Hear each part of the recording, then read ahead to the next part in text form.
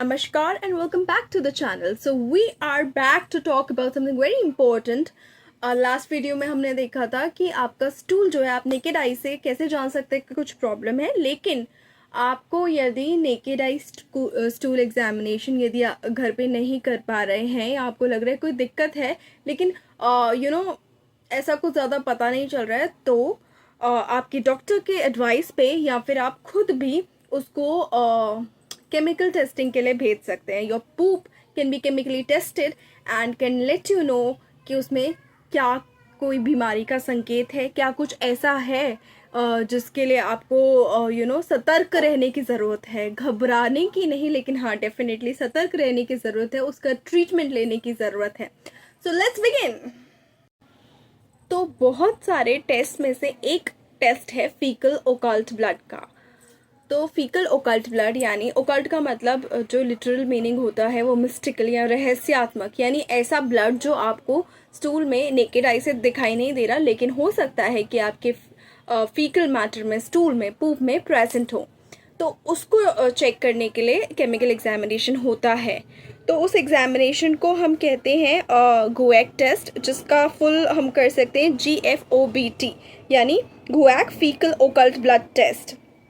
और ये बहुत वाइडली यूज होता है. इसमें क्या करते हैं, फिल्टर पेपर को इम्प्रेगनेट करते हैं विद गुएक, एंड ये फिल्टर पेपर जो है ब्लू टर्न हो जाता है, जिसमें गुएक लगा हुआ फिल्टर पेपर ब्लू टर्न हो जाता है in presence of haemoglobin with hydrogen peroxide added to it. तो फिल्टर पेपर को इम्प्रेगनेट किया गुएक से, उसको क्या कहते हैं फीकल मैटर में डिप किया, एंड जब यदि हीमोग्लोबिन उसमें प्रेजेंट है तो हाइड्रोजन पेरोक्साइड ऐड करने पे वो फिल्टर पेपर जो है ब्लू टर्न हो जाएगा. तो यदि इस टेस्ट का जो है बेसिक कंसेप्ट डिस्कस करें तो वो ऑक्सीडेशन ऑफ गुएक पे डिपेंड करता है इन प्रेजेंस ऑफ हीमोग्लोबिन. तो ऐसे और भी सब्सटेंसेस होंगे हीमोग्लोबिन के सिवाय जो ऑक्सीडेशन एक्टिविटी कॉज कर सकते हैं, जिनके लिए आपको गाइड किया जाएगा कि आप कुछ 1-2 दिन पहले ये सब ना खाएं या ये कंज्यूम किया है तो आप बता दें, क्योंकि वो फॉल्स टेस्ट दे सकता है.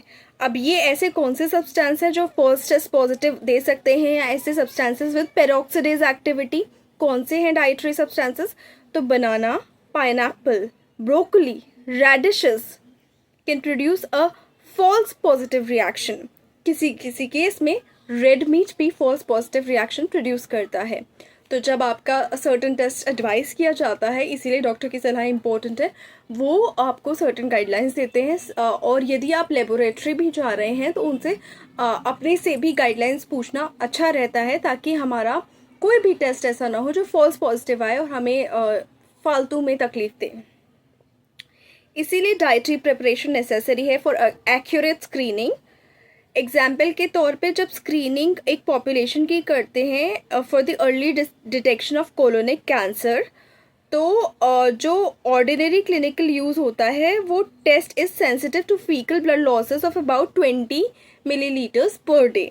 अभी मैं ये जनरलाइज बता रही हूँ, हो सकता है सेंसिटिविटी और भी ऐसी टेक्निक्स डेवलप हो गई हों जो इससे भी कम अमाउंट के ब्लड लॉस को सेंसिटिव हो वो टेक्निक. तो डेफिनेटली हर एक मिनट साइंस प्रोग्रेस करे और हर एक मिनट कोई नई डिस्कवरी हो सकती है. तो हो सकता है इससे भी ज़्यादा सेंसिटिविटी का कोई टेस्ट आता हो, but yes certain amount of blood can be sensed by the test. ये टेस्ट जब हम करेंगे पेशेंट पे तो उसको नॉर्मल डाइट एडवाइस करेंगे, लेकिन बहुत ही कम जो गैस्ट्रोइंटेस्टिनल ब्लीडिंग है वो अभी तक तो इस टेस्ट से डिटेक्ट नहीं होती, लेकिन अगेन आगे हो सकती हैं. और इसी टेस्ट के सर्टन वेरिएशंस भी हो सकते हैं जिससे और भी चीज़ें पाई जा सकती हैं, बट ये लेबोरेटरी टू लेबोरेटरी डिपेंड करता है और क्या क्या चीज़ें सामने आ रही हैं उन पे डिपेंड करता है. अब ये टेस्ट जो है GIT में हो रही ब्लीडिंग को गेस करने में या डिटेक्ट करने में हेल्प करता है, लेकिन इसमें भी एक कैच है कि बहुत ज़्यादा इंटरमिटेंट यदि कुछ हो रहा है, कभी बहुत कभी बहुत कभी बहुत कभी हो रहा है, तो हो सकता है ये उसको मिस कर जाए. दूसरा, यार अगर अपर GIT में ऊपर की साइड कोई लीजन है तो नीचे जाते जाते शायद ब्लड उसमें बचे ही ना, ब्लीडिंग स्टूल में आए ही ना, या फिर बहुत ही कम आए, तो ये उसको डिटेक्ट करने में फेल हो सकता है.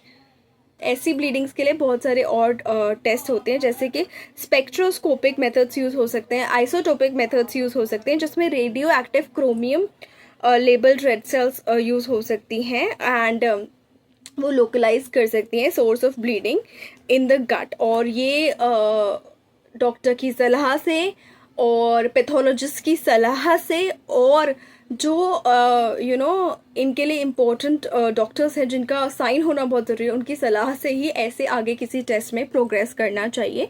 जो बेसिक है, जो हम अपनी बुद्धि से देख सकते हैं, वो बेसिकली नेकेड आई एग्जामिनेशन ज़्यादा होता है कि हमारे स्टूल की कंसिस्टेंसी वगैरह में क्या चेंज आ सकता है, जो आप पिछली वीडियो में जाके देख सकते हैं। आते हैं next test for faecal fat. तो जो ये फैट होता है स्टूल में, फीकस में या पूप में, तो ये जो है न्यूट्रल फैट या ट्राइग्लिसराइड की तरह होता है, और जो कि स्प्लिट किया जाता है by lipases mainly of coming from the pancreas into fatty acids and glycerol. तो कुछ फैटी एसिड्स अनअब्जॉर्ब्ड रहते हैं और कंबाइन करते हैं with bases to form soaps. इसीलिए जब फैट स्टूल में प्रेजेंट होगा तो वो या तो एज न्यूट्रल फैट प्रेजेंट होगा, या फैटी एसिड्स प्रेजेंट होगा, या एज सोप्स प्रेजेंट होगा। अब एक डिफ्रेंसिएशन हम फैट का सोच सकते हैं स्टूल में कि split fat from non split fat को डिफ्रेंशिएट करके क्या हम पैनक्रियाटिक एंड नॉन पैनक्रियाटिक स्टेटोरिया को डिफ्रेंशिएट कर सकते हैं, स्टेटोरिया यानी फैट इन स्टूल। तो एक्चुअली नहीं कर सकते हैं, क्योंकि जो एक्टिविटीज़ हैं वो सर्टेन बैक्टीरियाज की इंटेस्टाइन्स में भी होती हैं, जो कि बहुत सारे मॉलिक्यूल्स पे होती हैं जिनमें फैट्स भी होते हैं। तो नॉन पैनक्रियाटिक स्टेटोरिया और पैनक्रियाटिक स्टेटोरिया को स्प्लिट एंड अनस्प्लिट फैट्स के बेसिस पे डिफ्रेंशिएट नहीं किया जा सकता। तो जो बेसिक एग्जामिनेशन करते हैं वो ऐसे करते हैं कि जो पेशेंट को एटलीस्ट जो डाइट में कंटेन करता है वो 50 ग्राम ऑफ फैट देते हैं फॉर 3 days।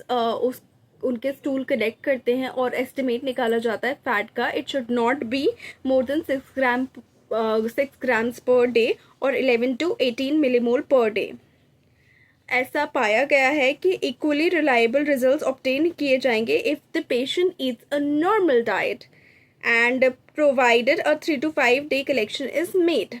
3 से 5 दिन का कलेक्शन नॉर्मल डाइट पे भी यदि आप लेते हैं तो आपको रिलायबल रिजल्ट्स मिल सकते हैं और मिलते हैं।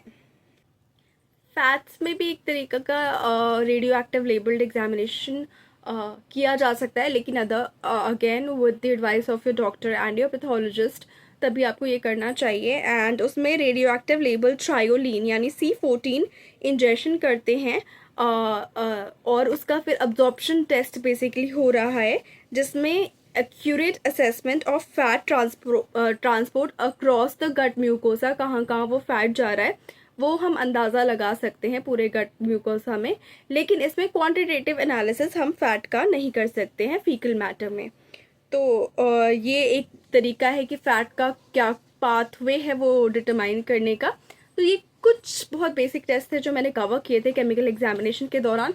और भी बहुत सारे टेस्ट होते हैं जिसमें different types of parasites, worms पता चला जा सकता है आपके स्टूल में, या कुछ और जो आपने इंजेस्ट किया है वो आ रहा है उसमें क्या है वो पता चला जा सकता है। एंड इसी के लिए काफ़ी स्टडी करते हैं, एंड जो लोग एक्चुअल में ये करते हैं they put in years of studies, efforts and practice. So मेरा कहने का मतलब ये है कि आप अपने डॉक्टर के प्रिस्क्रिप्शन के बिना और एक अच्छे ट्रेंड पैथोलॉजिस्ट के बिना कोई भी ऐसा टेस्ट अपने आप नहीं कराइएगा जो आपके लिए हानिकारक प्रूफ हो। So thank you so much for staying on this channel. Please like the video, share the video and subscribe to the channel, and do not forget to hit the bell icon. Thank you so much.